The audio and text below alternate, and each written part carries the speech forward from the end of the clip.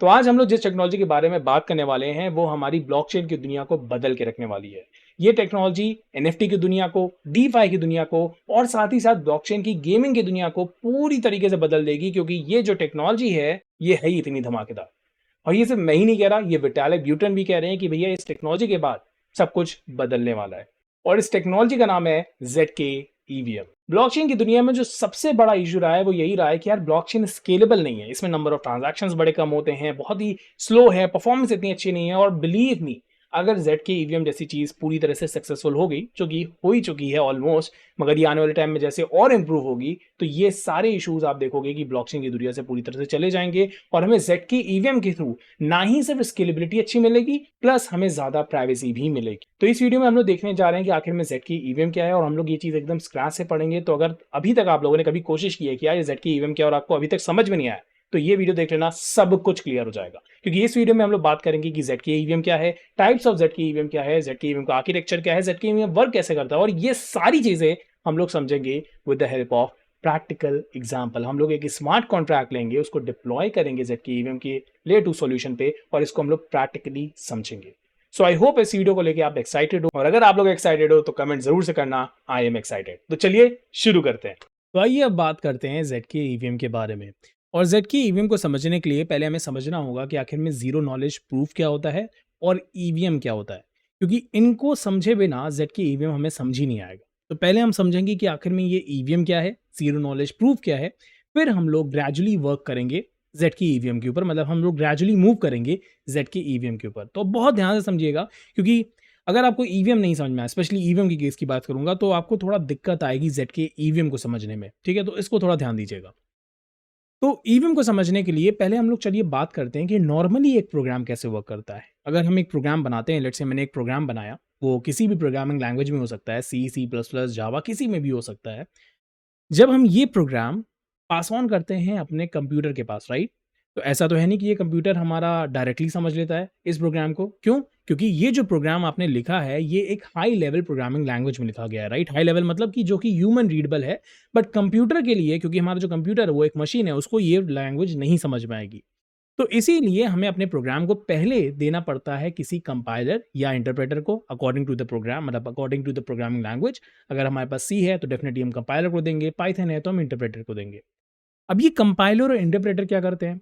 Compiler और interpreter हमारे इस प्रोग्राम को लो लेवल इंस्ट्रक्शन में कन्वर्ट करते हैं, राइट, ताकि इस लो लेवल इंस्ट्रक्शन को हम अपने कंप्यूटर को दे सकें, हम अपनी मशीन को दे सकें, ताकि वो इस प्रोग्राम को जो हमने हाई लेवल में लिखा था उसको वो समझ सके। अब आप सोच रहे हो कि मैंने आपको ये सारी चीजें क्यों बताई, अभी आपको ये भी समझ में आ जाएगा। तो चलिए बात करते हैं ईवीएम के केस में क्या होता है।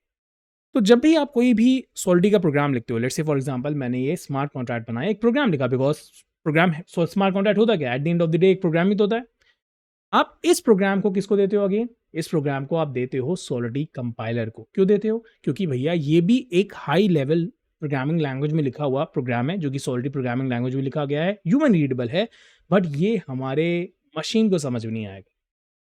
तो सॉल्सी कंपाइलर क्या करता है? इसे कन्वर्ट करता है लो लेवल इंस्ट्रक्शन में। बट सॉल्सी कंपाइलर यहाँ पे दो चीजें करता है।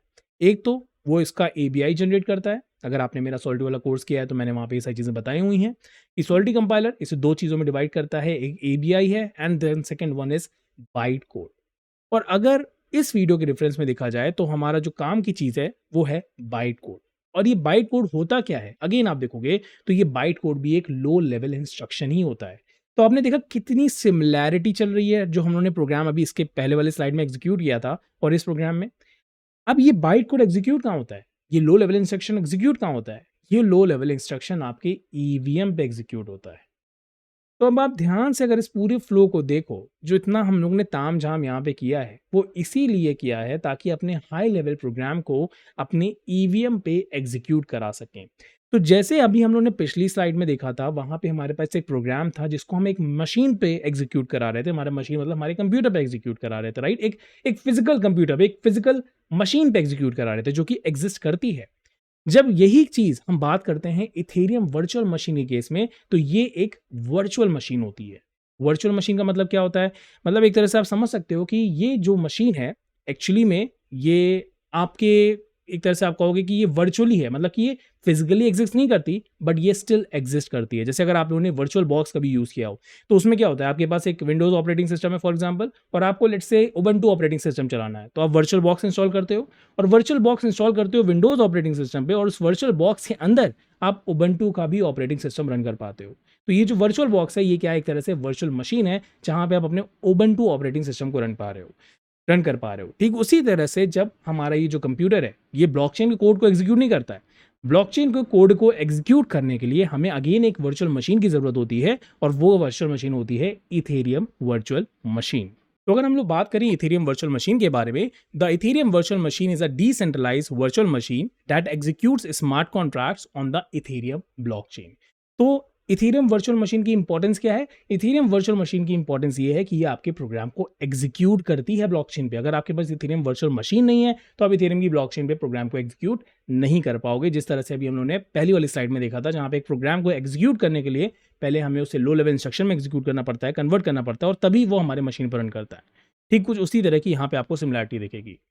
The EVM is a software based evaluation of a physical computer. तो यही चीज मैंने आपको बताई कि ये कंप्यूटर जो है इथेरियम वर्चुअल मशीन, ये मशीन एक्चुअली में एग्जिस्ट तो कर नहीं रही कि आपके कहीं मतलब रखी तो है नहीं, ये वर्चुअली एग्जिस्ट करती है, रहती है, बट वो वर्चुअली रहती है, एक तरह से आप कहोगे सॉफ्टवेयर के फॉर्म में रहती है। It has its own instruction set and operates independently of the underlying hardware. तो ये क्या कह रहे हैं, बहुत ही सिंपल सी बात कह रहे हैं कि भैया आपके पास कौन सा कंप्यूटर है इससे हमें फर्क नहीं पड़ता, अगर आपके पास गेट इंस्टॉल है, जो कि एक क्लाइंट होता है, गेट इंस्टॉल है, पैरिटी इंस्टॉल है, और उस पर अगर इथेरियम वर्चुअल मशीन रन कर रही है तो वो आपके स्मार्ट कॉन्ट्रैक्ट को ईजिली एग्जीक्यूट कर देगी, इंडिपेंडेंट कि आपके पास कौन सा कंप्यूटर है। तो जस्ट लाइक वर्चुअल बॉक्स, ठीक है। तो EVM is design to be secure, deterministic and gas efficient. और एक बहुत इंपॉर्टेंट चीज आपको यहाँ पे जो ध्यान देनी है, it has its own instruction set. Instruction set होने का क्या मतलब है कि भाई जब आपने अपने स्मार्ट कॉन्ट्रैक्ट को कन्वर्ट किया एक प्रोग्राम में, मतलब सॉरी एक लो लेवल इंस्ट्रक्शन में, तो ये इंस्ट्रक्शन में एग्जीक्यूट हो गया। मतलब कि फॉर एग्जांपल मैं कहना क्या चाह रहा हूँ कि ये जो हमारा प्रोग्राम है, अगर आप देखो तो ये एक हाई लेवल प्रोग्राम है। अब इस हाई लेवल प्रोग्राम में आप देखोगे मैंने कुछ फंक्शंस लिखे हैं, कुछ वेरिएबल्स बनाए हैं। ये फंक्शंस और वेरिएबल्स हैं क्या? Eight the end of the day ये कुछ इंस्ट्रक्शंस ही तो हैं। हमारे स्मार्ट कॉन्ट्रैक्ट में हमने कुछ इंस्ट्रक्शंस लिखे हैं कि भैया देखो स्टोर वाला क्या करेगा, ये वैल्यू को स्टोर करेगा, रिट्रीव वाला क्या करेगा, ये वैल्यू को गेट करेगा। तो ये कुछ इंस्ट्रक्शंस हैं। तो ये इंस्ट्रक्शंस कहाँ एग्जीक्यूट होते हैं? ये हमारे इथेरियम वर्चुअल मशीन पे एग्जीक्यूट होते हैं, जिसका खुद का अपना एक इंस्ट्रक्शन सेट है। तो अगर आपने मेरा इथेरियम वाला कोर्स किया है तो उसमें मैंने आपको दिखाया था कि इथेरियम की अपनी खुद की ऑप कोड की लिस्ट होती है, ऐड, सब्ट्रैक्शन, डिफरेंट जो भी इंस्ट्रक्शन होते हैं, स्टॉप, जितनी भी डिफरेंट इंस्ट्रक्शंस होते हैं, उसकी खुद की एक ऑप कोड लिस्ट होती है, जो कि इथेरियम के आप गिटहब पे जाओगे तो वहाँ पे आपको अवेलेबल हो जाएगी। और ये सारी चीज़ें वैसे बहुत बेसिक हैं, मैंने अपने बहुत सारे कोर्सेज में पहले भी रेफर किए हैं, तो आप एक बार चेकआउट कर सकते हो इथेरियम वाला course. Okay, so smart contract written in high-level programming languages such as Solidity compile into EVM bytecode. This bytecode can then be deployed to the Ethereum network and executed by the EVM. Okay, तो अब यहाँ से आप सारी चीज़ें आप आराम से पढ़ सकते हो। मैं अब यहाँ पे बहुत डिटेल में नहीं जाऊँगा, बट मैं आपको ये सारी चीज़ें इसलिए दिखा रहा था कि ये सारी चीज़ें आपको नोट्स के फॉर्म में मैंने प्रोवाइड कर दी हैं, ताकि आप लोग बाद में इसको रेफर कर सको, स्लाइड को रेफर कर सको, और स्लाइड डिस्क्रिप्शन में मैं शेयर कर दूंगा। तो ये तो बात होगी हमारे इथेरियम वर्चुअल मशीन के बारे में कि भैया इथेरियम वर्चुअल मशीन सिंपली एक मशीन है जिसपे हमारे स्मार्ट कॉन्ट्रैक्ट का इंस्ट्रक्शन एग्जीक्यूट होता है, राइट। अब बात करते हैं जीरो नॉलेज प्रूफ के बारे में कि आखिर में ये जीरो नॉलेज प्रूफ क्या है। तो a zero knowledge protocol is a method by which one party, the prover, can prove to another party that something is true without revealing any information apart from the fact that a specific statement is true. अब देखो यार, मैंने इस पे एक बहुत ही detail में video बनाया है, अगर आप लोगों ने वो नहीं देखा है तो आई बटन में यहाँ पे लिंक शेयर कर दूंगा, आप उसको देख सकते हो। मैं एक आइडिया आपको ऊपर ऊपर से दे देता हूँ कि यहाँ पे बात हो क्या रही है। यहाँ पे सिंपली इस तरह से बात है कि मान लीजिए मुझे किसी अपने दोस्त को कुछ प्रूफ करना है, और उसको मैं इस तरह से प्रूफ करूंगा कि मैं अपनी कोई भी कॉन्फिडेंशियल इन्फॉर्मेशन उसके साथ शेयर भी नहीं करूंगा और उसको वो इन्फॉर्मेशन पता चल जाएगी। इट्स लाइक कि लेट से मुझे अपने ड्राइविंग लाइसेंस में किसी को अपना ड्राइविंग लाइसेंस देना है, ठीक है, पुलिस वाले को। तो अगर मैं पुलिस वाले को अपना ड्राइविंग लाइसेंस देता हूँ तो वो मेरी सारी इन्फॉर्मेशन जान जाता है, जो कि ज़रूरत भी नहीं है, राइट। तो मैं उसको कुछ इस तरह से अपना डेटा दूंगा कि उसको पता भी चल जाएगा कि मेरे पास ड्राइविंग लाइसेंस है और मेरी कोई भी कॉन्फिडेंशियल इन्फॉर्मेशन रिवील भी नहीं होगी। ओके, तो ये होता है जीरो नॉलेज प्रूफ। अगर ये थोड़ा सा कॉम्प्लिकेटेड लग रहा है तो यार अगेन मैं कहूँगा मैंने इस पर बहुत ही डिटेल में वीडियो बनाया हुआ है, आई बटन में इसके साथ लिंक शेयर करूंगा, आप उसको जरूर से देखना, आपको सब कुछ क्लियर हो जाएगा। बट अभी के लिए मैं इतनी ही बात करूंगा जीरो नॉलेज प्रूफ के बारे में। तो अब हम लोगों ने समझ लिया है कि आखिर में इथेरियम वर्चुअल मशीन क्या होती है और आखिर में जीरो नॉलेज प्रूफ क्या होता है, राइट। अब बात करते हैं ZK ईवीएम के बारे में इसी स्लाइड में। मतलब आप इस स्लाइड को देख लोगे तो अब आपको पूरी तरह से क्लियर हो जाएगा कि आखिर में ये ZK ईवीएम है क्या। तो ZK ईवीएम एक वर्चुअल मशीन है और इस वर्चुअल मशीन के पास दो बहुत बड़ी कैपेबिलिटीज हैं। पहली कैपेबिलिटी ये है कि ये जीरो नॉलेज प्रूफ को एग्जीक्यूट कर सकती है, मतलब जीरो नॉलेज प्रूफ का यूज कर सकती है। दूसरी कैपेबिलिटी ये है कि ये ईवीएम कंपैटिबल है। ईवीएम कंपैटिबल का मतलब क्या है कि भैया जिस तरह से ईवीएम पे कोई भी प्रोग्राम आप रन करते हो वो रन कर जाता है, राइट। मतलब कोई भी स्मार्ट कॉन्ट्रैक्ट जो आप सॉल्ट ईमेल बनाते हो वो रन कर जाता है। ठीक उसी तरह से ZK ईवीएम भी वही उसी तरह की वर्चुअल मशीन है। ईवीएम कंपैटिबल है, मतलब कि जिस तरह से ईवीएम पे आप कोई भी स्मार्ट कॉन्ट्रैक्ट एग्जीक्यूट कर सकते थे, वो ठीक उसी तरीके से आप ZK ईवीएम पे भी अपने किसी भी स्मार्ट कॉन्ट्रैक्ट को, सोल्टी स्मार्ट कॉन्ट्रैक्ट को एग्जीक्यूट कर सकते हो। So it is EVM compatible. Okay, और ये जो पूरी चीज है, ये जो पूरा आर्किटेक्चर है, ये एक लेयर 2 आर्किटेक्चर पे बेस्ड है। और सबसे बढ़िया बात क्या होती है, सबसे बढ़िया बात क्या है इस पूरे आर्किटेक्चर के बारे में, इस पूरे लेयर 2 सॉल्यूशन के बारे में, वो ये है कि ये हमें दो बहुत ही इंपॉर्टेंट चीजें प्रोवाइड करता है। पहली है privacy and second one is scalability. और अगर आप ध्यान से देखो तो स्केलेबिलिटी ही सबसे बड़ा इशू रहा है अभी तक। इथेरियम को लेकर बात की जाए तो इथेरियम ब्लॉकचेन में सबसे बड़ा जो इशू रहा है वो है स्केलेबिलिटी। कि हमारी जो ब्लॉकचेन है ना वो इतनी स्केलेबल नहीं है।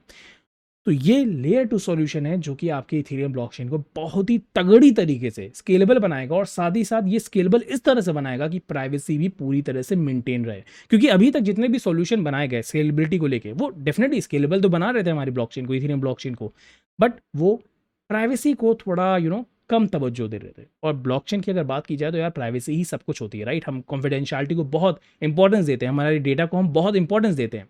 और ये वो सॉल्यूशन है जिसके थ्रू आप स्केलेबिलिटी भी पाओगे, प्राइवेसी भी पाओगे।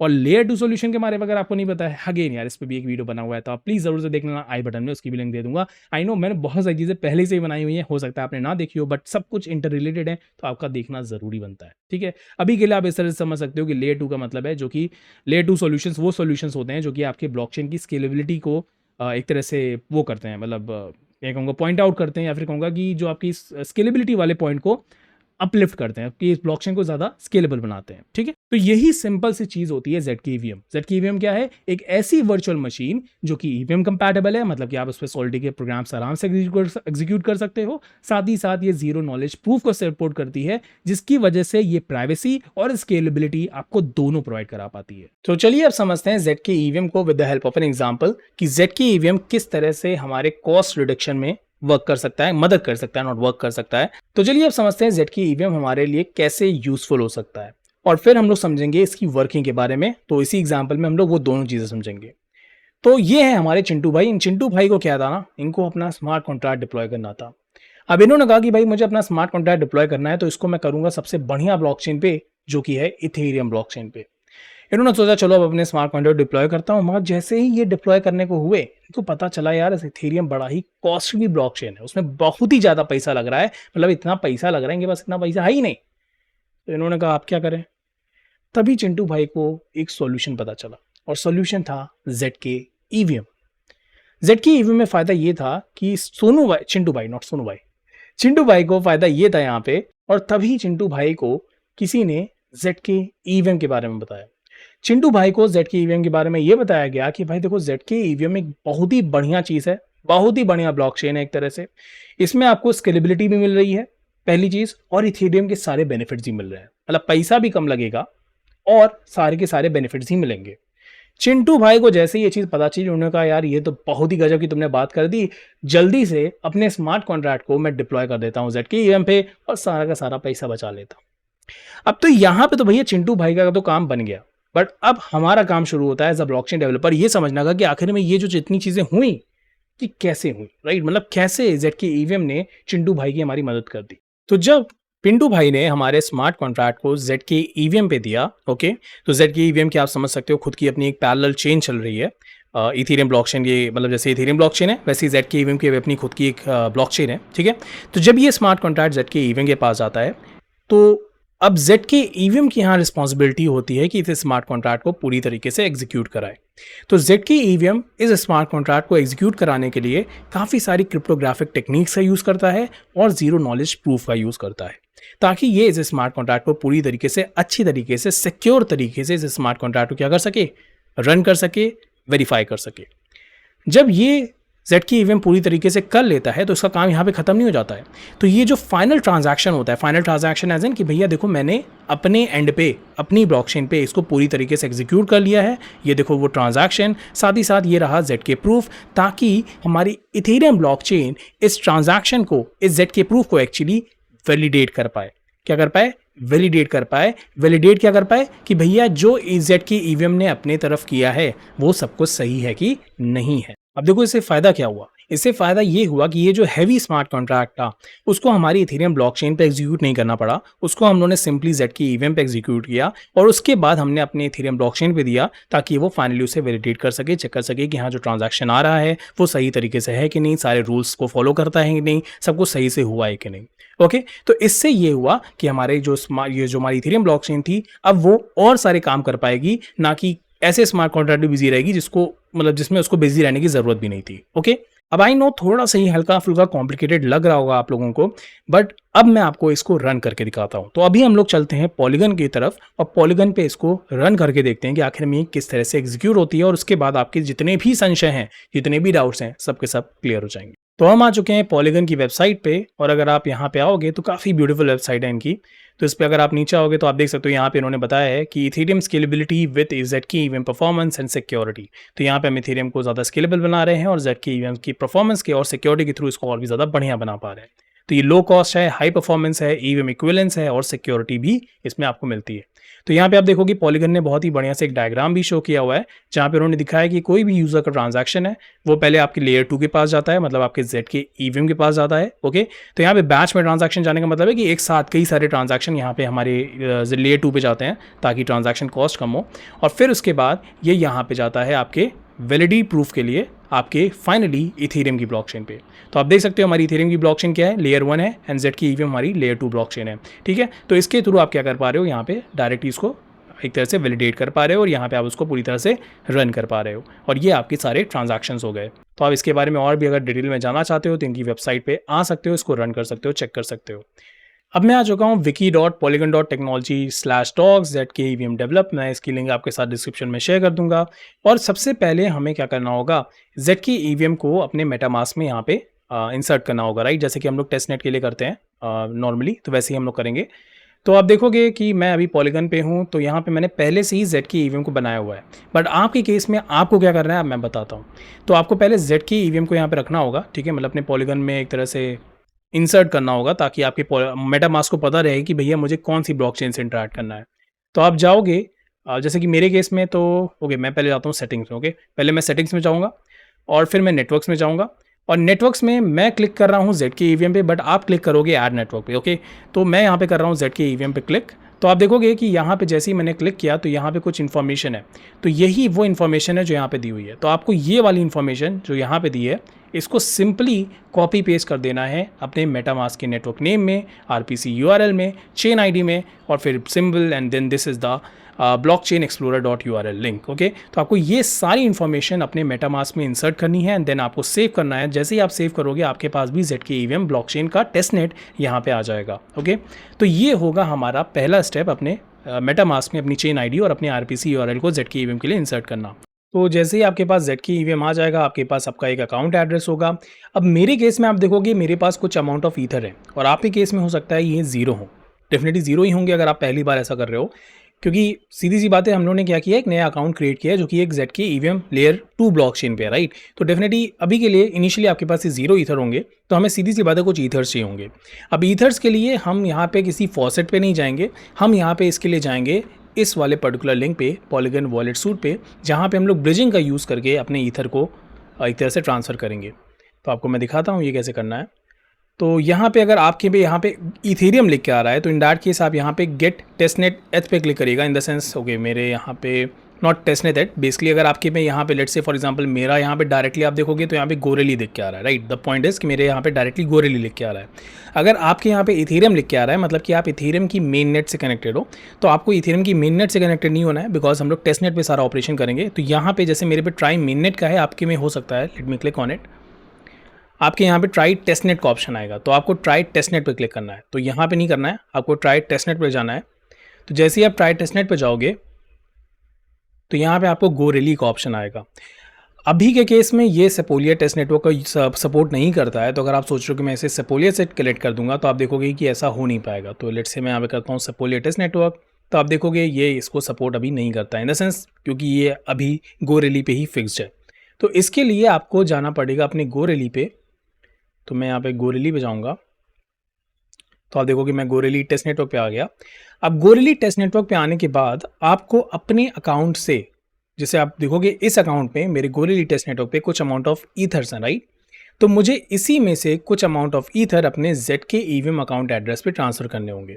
अब ये कैसे होगा, तो आपको इसके लिए क्या करना पड़ेगा, पहले तो यहाँ पे आप मेंशन कर दो, लेट्स से मैं यहाँ पे 0.09 ईथर, या फिर मैं कम ही करूँगा बिकॉज मेरे पास इतना गोरेली एथ नहीं है। अगर आपके पास भी नहीं है तो थोड़ा कम करिएगा। तो यहाँ पे आप देखोगे मैं 0.06 एथ गोरेली एथ अपने ZK EVM वाले टेस्टनेट पे, मतलब अकाउंट एड्रेस पे ट्रांसफ़र करूँगा। तो अभी के लिए अगर मैं ZK EVM पे जाऊँगा तो आप देखोगे यही सेम अकाउंट जो भी मेरे ZK EVM पे था, लेट मी शो यू। तो आप देखोगे अभी इसके पास 0.06 है, राइट। तो ये ट्रांसफ़र होने के बाद इसके पास हो जाएंगे अराउंड आई थिंक 0.12। सो मैं यहाँ पे वापस से जाऊँगा और गोरेली टेस्ट नेटवर्क पे, तो यहाँ पे ब्रिजिंग का यूज़ करके मैं यहाँ पे ईथर को ट्रांसफ़र करूँगा। और अगर आपको ब्रिजिंग पे कोई वीडियो चाहिए तो प्लीज़ मुझे कमेंट में ज़रूर बताना कि we want a video on bridging, तो मैं इस पर भी एक बढ़िया वीडियो बना के आपको दूंगा कि ये ब्रिजिंग का कॉन्सेप्ट क्या है। तो आप देखोगे यहाँ पे ये ट्रांजैक्शन को साइन करने की बात कर रहा है, मैंने किया confirm. So let's confirm your transaction. तो इससे क्या हो रहा है, बेसिकली एक तरह से स्वैपिंग हो रही है। मेरे गोरेली एथ वाले अकाउंट से 0.06 डिटेक्ट होंगे और मेरे ZK EVM वाले अकाउंट में ये ट्रांसफ़र हो जाएंगे। सो हमें थोड़ा वेट करना पड़ेगा। Let me go to Etherscan. तो आप देख सकते हो अभी ये ट्रांजैक्शन कंफर्म नहीं हुआ है। तो आप देख सकते हो यहाँ पे हमारा ये ट्रांजैक्शन कंफर्म हो गया है। तो अगर मैं वापस से जाऊँगा तो आप देखोगे व्यू ऑल रिसेंट ट्रांजैक्शन, तो आप देखोगे कि सो ये थोड़ा टाइम ले रहा है, bridging from Goerli to ZK EVM testnet और ट्रांजैक्शन। तो ये मेरा अभी पेंडिंग स्टेट में, अगर आप देखोगे, okay. So we need to wait for some time. तो आप देखोगे यहाँ से अब अमाउंट डिटेक्ट हो गया है मेरे गोरेली टेस्ट नेटवर्क से। And let's go back to ZK EVM, और अभी यहाँ पे अकाउंट ईथर आया नहीं है because it is in process. तो आप देख सकते हो ये थोड़ा ज़्यादा टाइम ले रहा है, ओके। तो मेरे केस में मेरे पास कुछ एथ हैं तो मैं डायरेक्टली उनका यूज़ करूँगा, बट आपके केस में आपको थोड़ा सा वेट करना पड़ेगा, ओके। सो एक बार फिर चेक कर लेते हैं कि आया कि नहीं। तो अभी ये थोड़ा टाइम लगेगा, ओके। आई थिंक ये थोड़ा 10 से 15 मिनट्स भी लग सकते हैं, तो हमें थोड़ा वेट करना पड़ेगा। सो टिल देन मैं यहाँ पे क्या करूँगा, मैं रिमिक्स ID पे जाऊँगा, ओके। इस स्मार्ट कॉन्ट्रैक्ट को लेट्स से डिप्लॉय करना चाहता हूँ ZK EVM पे। तो मैं यहाँ पे पहले जाऊँगा डिप्लॉय वाले सेक्शन में, और अभी ये कंपाइल नहीं हुआ है, लेट मी कंपाइल दिस। तो अब इसे करते हैं डिप्लॉय, ओके। तो अब इसको हम लोग करेंगे डिप्लॉय, और डिप्लॉय करने के लिए मैं चाहूँगा अपने ZK EVM पे ही, और मैं करूँगा डिप्लॉय, और मैं करूँगा कंफर्म। और जैसे ये कंफर्म हो जाएगा, तो जैसे ये कंफर्म हो गया है मैं इस पर क्लिक करूँगा, व्यू ऑन ब्लॉक एक्सप्लोरर पे जाऊँगा, और आप देखोगे कि यहाँ पे हमारा ट्रांजैक्शन कंफर्म हो गया। अच्छा, एक चीज़, बहुत इंपॉर्टेंट चीज़ मैं आप लोग के साथ शेयर करना चाहूँगा, ध्यान से सुनिएगा कि अभी आप देखोगे मेरे ट्रांजैक्शन को हुए 22 मिनट्स हो गए, राइट। तो और यहाँ पे जब ये 22 मिनट्स हो गए हैं तो मतलब आप देखोगे कि मेरे पास एक एक्स्ट्रा फील्ड आ रही है, और हो सकता है कि आपके केस में अभी ये फील्ड ना आ रही हो। तो जब आप ये वीडियो देख के अगर मेरे साथ ये कर रहे हो और आपने अगर स्मार्ट कॉन्ट्रैक्ट को डिप्लॉय किया है ZK EVM पे, तो हो सकता है कि आपके केस में ये फील्ड अभी तुरंत ना आई हो, तो थोड़ा आपको वेट करना होगा। क्योंकि जब आप ट्रांजैक्शन करते हो, ओके, ZK EVM पे, तो ये ट्रांजैक्शन तो ZK EVM पे हो गया। अब ZK EVM से इस ट्रांजैक्शन को भेजा जाता है गोरेली टेस्ट नेटवर्क पर, तो इस चीज़ में होने में थोड़ा टाइम लग जाता है। तो हो सकता है कि जब आप पहली बार इसको डिप्लॉय करो, पहली बार इन द सेंस कि तुरंत जब आप डिप्लॉय करो तो ये L1 फील्ड आपको ना दिखाई पड़े, ओके। और थोड़ी देर जब आप वेट करोगे तो आपको ये L1 फील्ड भी दिखाई देनी पड़ेगी। ये L1 क्या है, ये आपकी L1 ब्लॉकचेन है, मतलब कि आपकी इथेरियम ब्लॉकचेन है। हम लोग L2 पे इंटरेक्शन कर रहे हैं, ये L1 ब्लॉकचेन है, ठीक है। तो अगर आप इस L1 ब्लॉकचेन के इस सीक्वेंस हैश पे क्लिक करते हो तो आप देखोगे कि आपका ये ट्रांजैक्शन जो आपने अभी ZK EVM पे किया था वो आपको गोरेली टेस्ट नेटवर्क पे भी दिखेगा। इन द सेंस ट्रांजैक्शन नहीं दिखेगा, वैलिडेशन वाला प्रोसेस दिखेगा कि हाँ ये ट्रांजैक्शन ZK EVM पे हुआ था। कौन सा ट्रांजैक्शन, इस स्मार्ट कॉन्ट्रैक्ट को डिप्लॉय करने वाला जो ट्रांजैक्शन था, जो यहाँ पे अभी हमारा स्मार्ट कॉन्ट्रैक्ट डिप्लॉय हुआ है, जिसका ये कॉन्ट्रैक्ट एड्रेस है, उसका जो प्रूफ है, उसका जो वैलिडेशन प्रूफ है, वो हमारे गोरेली टेस्ट नेटवर्क पे भी आपको दिखेगा, जो कि ये उसका ट्रांजैक्शन हैश है।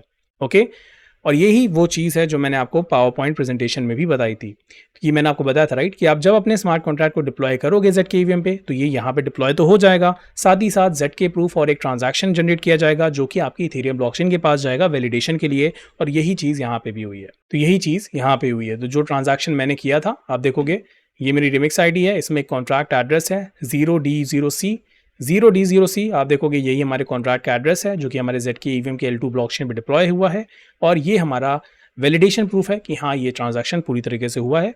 और इस वैलिडेशन को करने के लिए आप देखोगे यहाँ पे एक अलग चीज़ आपको दिखेगी कि ये जो ट्रांजैक्शन था ये ट्रांजैक्शन मैंने किया right from this particular wallet जो मैंने किया है राइट फ्रॉम 0465, और ये मेरे कॉन्ट्रैक्ट का एड्रेस है। अब ये जो ट्रांजैक्शन है जब ये ट्रांजैक्शन प्लस ZK प्रूफ हमारी इथेरियम ब्लॉकचेन के पास जा रहा है तो आप देखोगे कि एक रैंडम एड्रेस से ये हो रहा है, और साथ ही साथ आप देखोगे यहाँ पे एक स्मार्ट कॉन्ट्रैक्ट का आपको एड्रेस भी दिखेगा राइट जो कि है 0x A997। और ये स्मार्ट कॉन्ट्रैक्ट एड्रेस हमारा ये स्मार्ट कॉन्ट्रैक्ट एड्रेस नहीं है, मतलब कि ये जो स्मार्ट कॉन्ट्रैक्ट एड्रेस है जब मैंने रिमिक्स ID का यूज़ किया डिप्लॉयमेंट के लिए तो ये स्मार्ट कॉन्ट्रैक्ट एड्रेस, ये वाला स्मार्ट कॉन्ट्रैक्ट एड्रेस बेसिकली हमने यहाँ पे डिप्लॉय किया अपने ZK EVM पे किया। आप चाहो तो ये देख सकते हो 0x D0C9, तो आप देखोगे 0x0C9 the address are the same right. But जब आप गोरेली टेस्टनेट पे जाते हो तो आप देखोगे कि यहाँ पे आपको एक डिफरेंट एड्रेस दिख रहा है। अब क्वेश्चन ये है कि ये डिफरेंट एड्रेस कहाँ से आ रहा है राइट। ये तो समझ में आया कि चलो ठीक है एक ट्रांजैक्शन हुआ है गोरेली टेस्टनेट पे, सब कुछ समझ में आया, but what is this different smart contract address, ये कहाँ से आया। और साथ ही साथ यहाँ पे भी आप देखोगे कुछ रैंडम चीज़ें हो रही है, मतलब कि यहाँ पे कोई एक एड्रेस है जो कि मेरा स्मार्ट कॉन्ट्रैक्ट मेरा वॉलेट एड्रेस नहीं है, आप देखोगे तो ये मेरा वॉलेट एड्रेस नहीं है, और यहाँ पे ये इंटरेक्शन कर रहा है किसी एक स्मार्ट कॉन्ट्रैक्ट के साथ। अब ये क्या चीज़ है, इसको अगर हमें समझना है तो हमें समझना पड़ेगा ZK EVM के आर्किटेक्चर को। तो चलिए पहले उसको समझते हैं फिर वापस आएंगे इस चीज़ को समझने के लिए। तो अगर बात करें ZK EVM के आर्किटेक्चर की तो इसमें तीन चीज़ें होती हैं। पहला है आपका द एग्जीक्यूशन एनवायरनमेंट, सेकेंड चीज़ होती है आपका proving circuit, and the third thing is the verifier contract. Execution environment से नाम से ही पता चल रहा है कि ये वो एनवायरनमेंट है जहाँ पे आपका स्मार्ट कॉन्ट्रैक्ट डिप्लॉय होता है, सारे ट्रांजैक्शंस होते हैं ZK EVM पे। प्रूविंग सर्किट वो चीज़ है जिसके थ्रू आप ZK प्रूफ जनरेट करते हो। तो आपने अपने स्मार्ट कॉन्ट्रैक्ट को डिप्लॉय किया ZK EVM पे, तो वहाँ पे अब उसके लिए आपको एक प्रूफ जनरेट करना होगा ताकि आप उसको L1 ब्लॉकचेन पे ट्रांसफर कर सको, मतलब इथेरियम ब्लॉकचेन पे ट्रांसफर कर सको ताकि वहाँ पे उसको वैलिडेट किया जा सके। And the third thing that we have is the verifier contract. Verifier contract क्या है? वेरीफायर कॉन्ट्रैक्ट वो कॉन्ट्रैक्ट है जो कि वेरीफाई करता है आपके प्रूफ को। तो ये वेरीफायर कॉन्ट्रैक्ट कहाँ होता है? ये वेरीफायर कॉन्ट्रैक्ट होता है आपके L1 ब्लॉकचेन पे, आपके इथेरियम की ब्लॉकचेन पे। तो अगर इसके बारे में हम थोड़ा डिटेल में जानना चाहें तो the verifier contract ZK rollup submit validity proof to a smart contract deployed on the L1 blockchain for verification। the input मतलब कि जो input हो गया, जो output हो गया, सब कुछ सबमिट किया जाता है इस verifier contract को। then the verifier runs a computation on the provided proof and confirms that the submitted output were correctly submitted from the inputs। तो यहाँ पे ये जो verifier contract है ये सारी चीज़ों को चेक करता है सब कुछ सही से हुआ है कि नहीं, और तभी इसको एक कहूँगा मैं टिक मार्क देता है कि हाँ अब सब कुछ सही से हो गया है। अब अगर आप ध्यान से देखो इस आर्किटेक्चर में ये जो वेरीफायर कॉन्ट्रैक्ट है, ये वेरीफायर कॉन्ट्रैक्ट कुछ और नहीं, ये वही कॉन्ट्रैक्ट है। अगर आप ध्यान से देखोगे ये जो कॉन्ट्रैक्ट एड्रेस है राइट जिससे ये इंटरेक्शन हो रहा है, मतलब कि यहाँ पे जब मैंने अपने स्मार्ट कॉन्ट्रैक्ट को डिप्लॉय किया ZK EVM पे तो ZK EVM ने इसको ट्रांसफर किया हमारे L1 ब्लॉकचेन पे। तो आई थिंक ये मुझे कंफर्म नहीं है, मुझे मगर लगता है कि ये ZK EVM के ही आर्किटेक्चर का या फिर मैं कहूँगा पॉलीगन का ही कोई एड्रेस है जिसने हमारे इस ट्रांजैक्शन को प्लस ZK वैलिडिटी प्रूफ को, मतलब ZK प्रूफ को हमारे L1 ब्लॉकचेन को ट्रांसफ़र किया। और इसने किससे इंटरैक्ट किया, मतलब कि जो ट्रांसफ़र किया गया इस एड्रेस के थ्रू, इसको किसको भेजा गया? इसको भेजा गया इस वेरीफायर कॉन्ट्रैक्ट के पास। अब ये वेरीफायर कॉन्ट्रैक्ट कौन सा कॉन्ट्रैक्ट है? ये वही कॉन्ट्रैक्ट है जिसके बारे में हम लोग यहाँ पे आर्किटेक्चर में बात कर रहे हैं, जो कि हमारे ZK रोलअप्स को लेता है और उसको चेक करता है कि सब कुछ सही है कि नहीं है। ओके, सो अगर आपके मन में ये डाउट था कि यार ये कहाँ से आ रहा है ये एड्रेस, तो ये एड्रेस वही एड्रेस है, यही एड्रेस हमारे वेरीफायर के कॉन्ट्रैक्ट का एड्रेस है। और इस चीज़ को आप चेक भी कर सकते हो, जैसे मैंने बहुत बार स्मार्ट कॉन्ट्रैक्ट को डिप्लॉय किया ZK EVM पे, और हर बार मुझे यही सेम आप देखोगे स्मार्ट कॉन्ट्रैक्ट एड्रेस मिला 0x A997। यहाँ पे भी आप देखोगे 0x A997। और अगर मैं एक और आपको दिखाता हूँ, जो मैंने एक कॉन्ट्रैक्ट डिप्लॉय किया था 5 अप्रैल को, और मैंने यहाँ पे एक्सप्लोरर पे गया और यहाँ पे भी मैं फिर से सीक्वेंस हैश पे गया, और आप अगेन देखोगे ये सेम कॉन्ट्रैक्ट एड्रेस हर जगह रिपीट हो रहा है। देख रहे हो आप? तो अगर मैं सारे गोरेली टेस्टनेट को एक साथ रखूँ तो आप देखोगे सेम एड्रेस हर जगह रिपीट हो रहा है। एंड नॉट ओनली दैट, ये सेम एड्रेस, फ्रॉम एड्रेस भी हर जगह रिपीट हो रहा है। ये देख रहे हो आप, हर जगह वही फ्रॉम एड्रेस है। ओके, तो जब मैं अपना स्मार्ट कॉन्ट्रैक्ट देता हूँ तो ये कहाँ जाता है, Z K EVM, Z K EVM से ये जाता है हमारे गोरेलिटी के पास ताकि उसको वैलिडेट किया जा सके। तो ये चीज़ हो गई हमारे जेड के ईवीएम के आर्किटेक्चर के बारे में।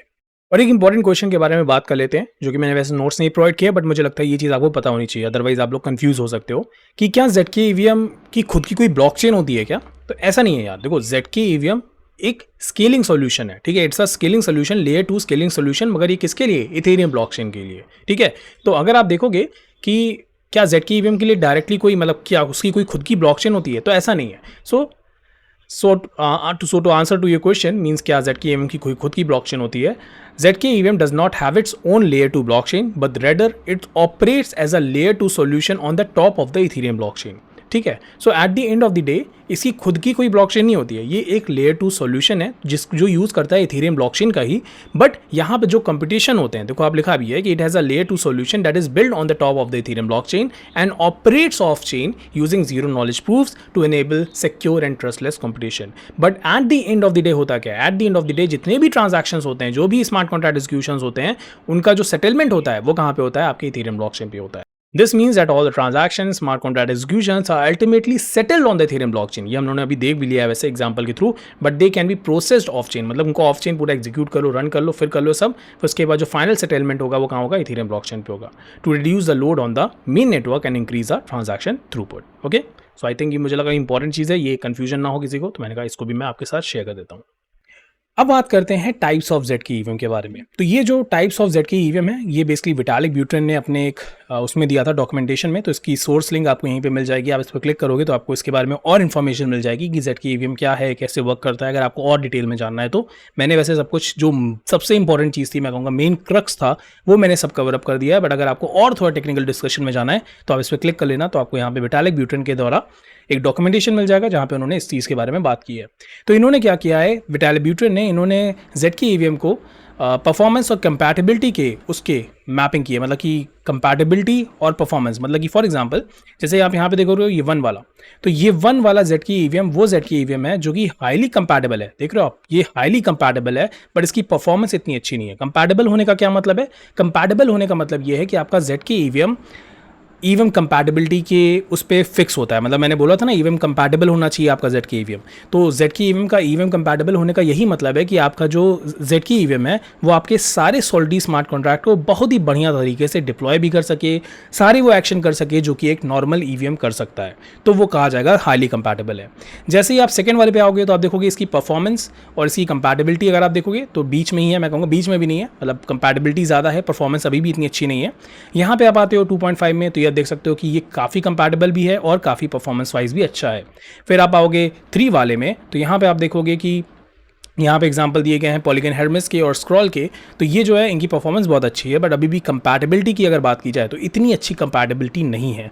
अब देखो ऐसा क्यों हो रहा है, ये जो कंपैटिबिलिटी वाली जो पॉइंट है ना, ये हो इसलिए रहा है क्योंकि जब ईवीएम को बनाया गया था तब किसी ने नहीं सोचा था कि जेड की ईवीएम जैसी भी कोई चीज़ होगी जो कि जीरो नॉलेज प्रूफ को सपोर्ट करेगी। मतलब ईवीएम जब बनाया गया तब तो ईवीएम था, तो कभी ये नहीं सोचा गया था कि उसमें हम लोग जीरो नॉलेज प्रूफ को भी इंटीग्रेट करेंगे। तो इसी वजह से क्या हुआ कि अब हम लोग जब जीरो नॉलेज को इंटीग्रेट कर रहे हैं ईवीएम के साथ, तो डेफिनेटली वहाँ पे कंपैटिबिलिटी इश्यूज़ आ रहे हैं। कंपैटिबिलिटी इश्यूज़ इसलिए आ रहे हैं क्योंकि आप जब जेड की ईवीएम को यूज़ करते हो, राइट, तो वहाँ पे आपकी खुद की एक जेड के मतलब आपकी खुद की एक ईवीएम है, तो वो ईवीएम इस तरह से होनी चाहिए कि वो आपके सारे सॉलिडिटी स्मार्ट कॉन्ट्रैक्ट को आराम से डिप्लॉय कर सके, ट्रांजैक्शन करवा सके, सब कुछ करा सके, जस्ट लाइक योर ईवीएम। और ये थोड़ा चैलेंजिंग टास्क है, और इसी वजह से आप देखोगे कि अभी भी हमारे पास इतने अच्छे जेड के ईवीएम के आर्किटेक्चर नहीं आए, अभी भी बीटा स्टेज में ही है पॉलीगन, और आने वाले टाइम में भी अभी धीरे धीरे इसमें इंप्रूवमेंट होता रहेगा। और आप देखोगे फिर हमारे पास एक 4th वन है जिसकी परफॉर्मेंस तो गजब की है, ZK Sync 2.0, neither minds wrap इसके एग्जांपल हैं, बट आप देखोगे कि इनकी कंपैटिबिलिटी वाला पार्ट जो है वो काफ़ी कम है। मतलब ये हाईली कंपैटिबल नहीं है, हर चीज़ को ये सपोर्ट नहीं करेंगे, मतलब कि हर थ्योरम एप्लीकेशन को ये सपोर्ट नहीं करेंगे। तो आप देख सकते हो can't share a lot of infrastructure, not compatible with Ethereum apps, fastest proof generation time, ठीक है हाँ, क्योंकि भैया परफॉर्मेंस तो अच्छा है ही इनका, save cost and reduce centralisation risk. तो ये चार्ट आपको यहाँ पे स्लाइड में दिख जाएगा, आप इसको और भी स्टडी कर सकते हो। तो स्लाइड में मूव ऑन आप करोगे तो आपको सारे types of Z K EVM के इन्फॉर्मेशन और भी मिल जाएगी अगर आपको थोड़ा और इसके डेप्थ में जाना है कि हर एक पॉलीगन का जेड की ईवीएम कैसे वर्क कर रहा है, या फिर अगर आपको जानना है कि जेड की सिंक कैसे वर्क कर रहा है, तो इसकी भी इन्फॉर्मेशन आपको स्लाइड में मिल जाएगी। मैंने नोट्स के फॉर्म में बहुत ही बढ़िया तरीके से आपको पॉइंट बाय पॉइंट सारी चीज़ें प्रोवाइड करा दी हैं। जैसे कि अगर आप देखो ये पॉलीगन जेड की ईवीएम की अगर बात की जाए तो यहाँ पे क्या होता है कि जो भी ईवीएम का बाइट कोड होता है, राइट, तो जो हमें बाइट कोड मिला है स्मार्ट कॉन्ट्रैक्ट को कंपाइल करने के बाद इसको कन्वर्ट किया जाता है माइक्रो ऑप कोड्स में, फिर इसको एग्जीक्यूट किया जाता है इस यू वर्चुअल मशीन में। I do not know about it much about it. और फिर ये यूज़ करता है स्नार्क और स्टार्क प्रूफ को ताकि ये वेरीफाई कर सके करेक्टनेस ऑफ प्रोग्राम एग्जीक्यूशन। अब ये स्नार्क और स्टार्क क्या है? स्नार्क और स्टार्क भी आपके टाइप्स ऑफ जेड के प्रूफ्स होते हैं। जैसे कि आप जेड के प्रूफ जो जनरेट करते हो वो बहुत तरीकों से कर सकते हो, तो उन्हीं में से दो होते हैं आपके स्नार्क और स्टार्क। अगर आप कहोगे कि इस पर वीडियो बनाना है तो आप मुझे कमेंट कर देना कि हाँ इस पर वीडियो बनाना है। अगर उस कमेंट पे कम से कम 20 या 20 से ज़्यादा लाइक्स आएंगे तब मैं उस पर भी वीडियो बना दूंगा। ओके और इसी तरह से आपके पास जेड के सिंक है, और आप देखोगे जेड के सिंक थोड़ा अलग तरह से वर्क करता है। तो ये आपके स्मार्ट कॉन्ट्रैक्ट के कोड को लेता है, पहले ये यूल प्रोग्रामिंग लैंग्वेज में कन्वर्ट करता है जो कि आपके एक असेंबली लाइक प्रोग्रामिंग लैंग्वेज है। फिर असेंबली लाइक प्रोग्रामिंग लैंग्वेज को अलग अलग वर्चुअल मशीन के हिसाब से वो किया जाता है, एग्जीक्यूट किया जाता है। तो और भी आपको यहाँ पे बहुत सारे क्वेश्चंस मिल जाएंगे, एफएक्यूज जो भी आपको लाइक डाउट्स हो सकते हैं कि स्मार्ट कॉन्ट्रैक्ट कहाँ पे डिप्लॉय हुआ था, जेड के ईवीएम पे डिप्लॉय हुआ था कि ईवीएम पे डिप्लॉय हुआ था।